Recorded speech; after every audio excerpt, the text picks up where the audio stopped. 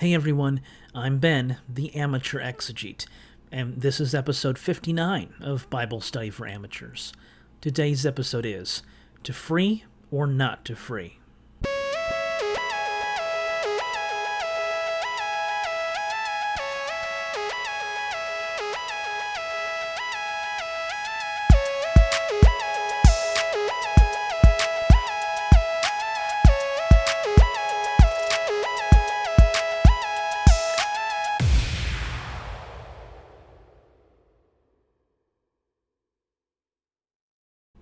Last time, we looked at whether Onesimus was a runaway slave.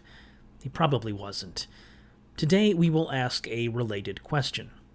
Was Paul asking Philemon to manumit Onesimus? Here are verses 15 through 16, as they appear in the NRSV. Perhaps this is the reason he was separated from you for a while, so that you might have him back forever, no longer as a slave, but more than a slave, a beloved brother, especially to me, but how much more to you, both in the flesh and in the Lord. What does Paul mean by no longer as a slave, but more than a slave? The first thing to notice is that nowhere does Paul direct Philemon to free Onesimus. Had Paul intended this, he could have done so quite clearly. Paul seems to be okay with slavery, writing in 1 Corinthians chapter 7, verses 21 through 24, that enslaved Christ followers shouldn't be concerned about their status as slaves, but should instead, per verse 24, in whatever condition you were called, brothers and sisters, there remain with God. Why would Paul advocate for this? Because he believed the end of all things was right around the corner. Slaves should remain slaves. The free should remain free. When Christ comes, the whole world order will be turned upside down, so everyone should just wait till that moment. A second thing to notice is that when Paul uses the language of no longer as a slave, but more than a slave, he isn't necessarily talking about Onesimus' social standing, but is instead talking about how Philemon is to receive Onesimus back. In his intro to the New Testament, Bart Ehrman writes, even verse 16, which urges Philemon to receive Onesimus no longer as a slave, but as a beloved brother, is concerned with how he should react to this errant member of his household. It does not tell him to change his slave status. Consider an analogy. If I were to say to a female acquaintance, I love you not as a woman but as a friend, this would not be to deny her gender. It may be that the modern abhorrence of slavery has led interpreters to find in Paul a man ahead of his time, one who also opposed the practice. A third thing to notice is the rhetorical effect kinship language has in the letter.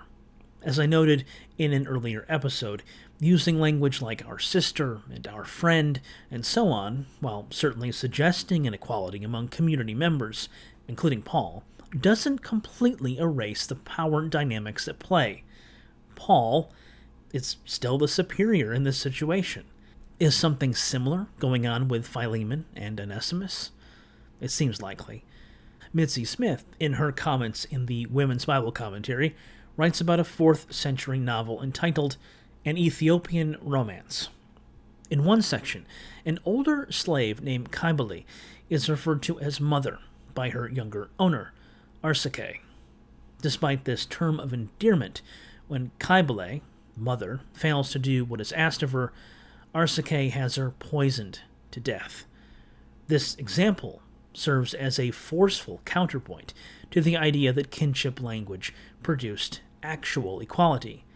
Smith writes, fictive kinship language functioned metaphorically for the quality of service masters expected their slaves to render, and as an expression of some intimacy achieved between slave and master. But terms of endearment did not mitigate the slave-master relationship. Paul is not likely asking Philemon to release Onesimus from slavery. Instead, he is asking him to receive him as a brother in Christ, since he has recently converted.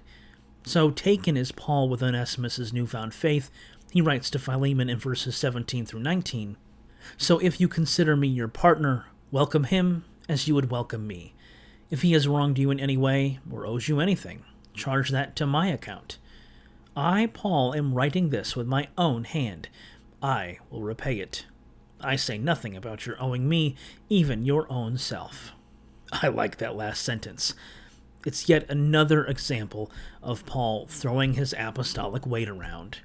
He's essentially saying, I won't mention the fact that you owe me everything. Sure, Paul. In verse 21, Paul expresses his trust in Philemon to do more than he's asked.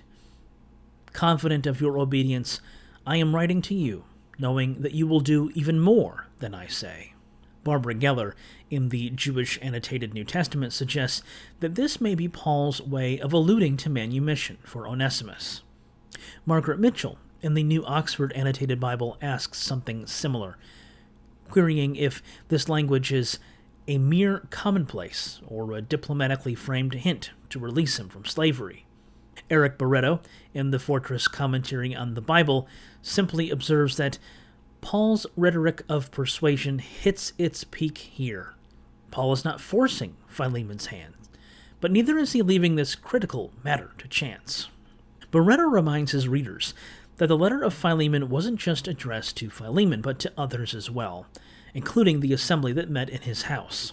The witness of the community and the clarity of the good news requires a new form of community and belonging, Barreto writes. But does a new form of community mean one sans slavery? Barreto advocates for the idea of manumission, writing earlier in his commentary that Philemon's and Onesimus's relationship has been irretrievably changed by the gospel. I think Barreto is right that it's been changed, but I'm unconvinced that manumission is part of that. That's all the time we've got this week. See you next time. And remember, in the words of Richard Elliott Friedman, one does not need to deny what is troubling about the Bible in order to pay respect to what is heartening. Thanks for stopping by.